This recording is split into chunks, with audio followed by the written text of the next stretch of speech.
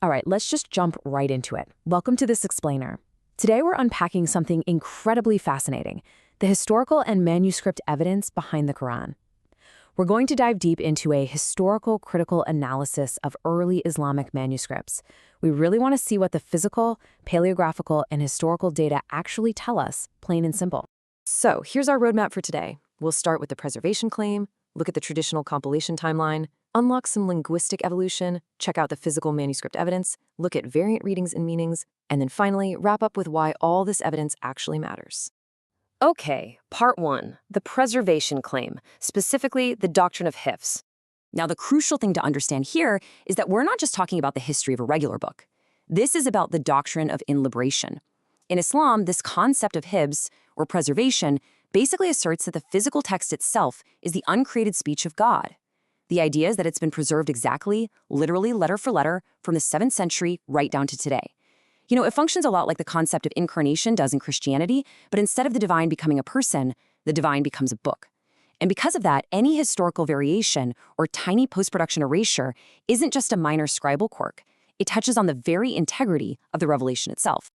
Moving on to part 2, the traditional compilation timeline, or what's known as the standard narrative. According to classical Sunni accounts, this whole journey starts with oral recitations and scattered fragmentary notes between 610 and 632 CE. Then, right after the Battle of Yamama, Abu Bakr supposedly commissioned a single compilation. The narrative states that around 650 CE, Caliph Uthman standardized one single recension and ordered any differing codices to be burned. And from there, the timeline usually makes a massive leap directly to the 1924 Cairo Royal edition. But here's where things get really interesting. Modern historical critical studies and even internal admissions from traditional scholars reveal that this popular account of perfect, unbroken uniformity is actually overstated. Traditional scholar Yasir Qadhi noted in a 2020 interview that the standard narrative has holes in it.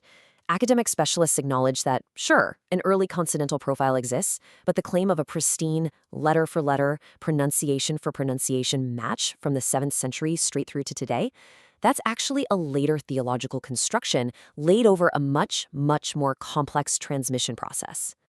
Which brings us to part 3, unlocking linguistic evolution and taking a look at the early Arabic script. To really get this, we have to talk about Rasm.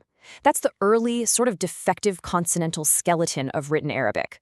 Think about this. 7th century Arabic used roughly 16 basic letter forms to represent 28 different sounds. It completely lacked diacritical dots, those little marks that differentiate consonants, and it had no short vowel marks. This meant a single pen stroke back then could represent multiple different consonants. And without vowels, a word could easily be read as active or passive or maybe a noun instead of a verb. So the text by its very nature was incredibly ambiguous. So let's trace how this unpointed text actually evolved. In stage 1, that naked Rasm creates super high ambiguity. To solve this, regional scribes eventually had to step in and supply graphemes, dots and vowels, just to lock in the grammar. Which brings us to stage 2. And all this regional labor eventually led to stage 3, where canonical authorized readings, or qira'at, were officially established. Scribes weren't just pronouncing the text differently, they were actively adding dots that finalized the grammar and, in some cases, actually altered the literal meanings. All right, part 4, the physical manuscript evidence. Let's look at the actual physical artifacts. When we carbon date and paleographically analyze these famous manuscripts, the data really challenges some of the popular claims. Take the Topkapi and Samarkand codices, for example. They are often claimed to be Uthman's personal 7th century copies. But paleographical scrutiny dates them to the 8th or 9th centuries. Plus, a careful study of the Topkapi manuscript reveals literally thousands of deviations from the standard text we use today. Even the fragmentary copies we have from the late 7th century show a text that was clearly still undergoing orthographic regularization. And across these early copies, scholars observe thousands of post-production alterations. We're talking insertions above the line or scribbled in the margins. We see erasures without replacement, patches covering over the original text, and selective erasures followed by a completely different word written in totally different handwriting. This cumulative picture shows us that these manuscripts were actively brought into alignment with emerging regional standards over a long period of time. It was a living, evolving textual process, not some static, perfect artifact immune to human revision. Now, the most fascinating forensic clue we have is a specific type of altered document called a palimpsest. Parchment was astronomically expensive in the ancient world, so if a text was no longer considered standard or useful, scribes wouldn't just toss it. They'd wash or scrape the ink right off the page and write a new text over the top. But here's the kicker. Thanks to modern imaging technology, we can actually look beneath the surface and read that washed-away underlying text.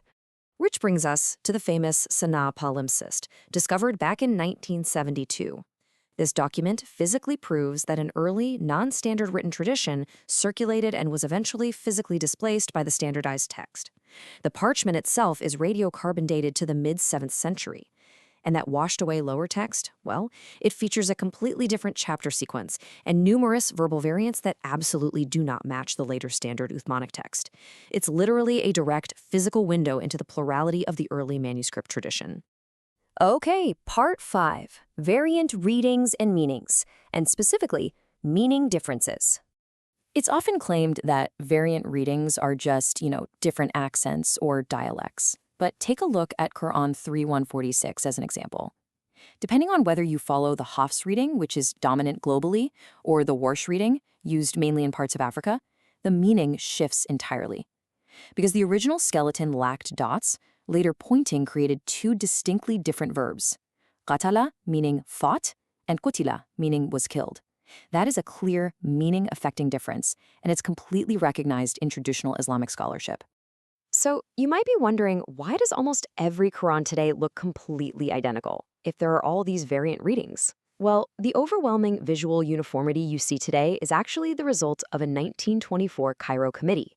They established a standardized Hafs text specifically to put an end to conflicting answers among students taking school exams. The specific version was then mass-printed globally by Saudi printing complexes later on. So that global visual uniformity we experience today, it's really a function of 20th century mass print culture, not a flawless, unvarying photograph of the year 632. On top of all that, historical critical study reveals the text is deeply intertwined with its late antique environment. Rather than being an isolated revelation totally disconnected from its surroundings, the text interacts heavily with pre-existing Jewish midrash and Christian apocrypha.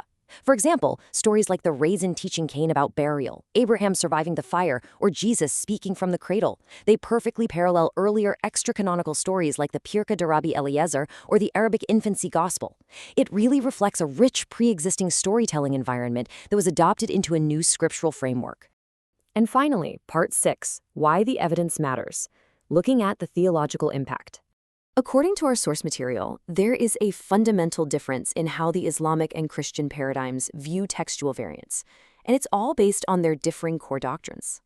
A lot of comparative polemics commit a category error here, basically assuming the Bible and the Quran occupy the exact same dogmatic slot. But they really don't, and the source argues this drastically changes how manuscript evidence impacts the core faith of each. The analysis points out that because Islam posits inlibration, that idea that the physical book itself is the uncreated word, human scribal history and variant meanings become existentially costly to that very specific claim. Every erasure or variant is a big deal. Conversely, the source notes that the Christian paradigm centers on the incarnation, where the primary revelation is a person. In that view, standard textual history, like your everyday copyist errors, is viewed as a transparent, expected process. It just doesn't threaten the core divine promise in the same way. So, I'll leave you with this thought to ponder. As we've seen, the physical evidence points to a living text, one shaped over centuries by human scribes, regional standards, and eventually modern printing presses. When the historical evidence reveals human hands so clearly shaping these ancient pages, how does that reshape our understanding of faith, scriptural identity, and divine revelation? Thanks so much for exploring this fascinating historical evidence with me.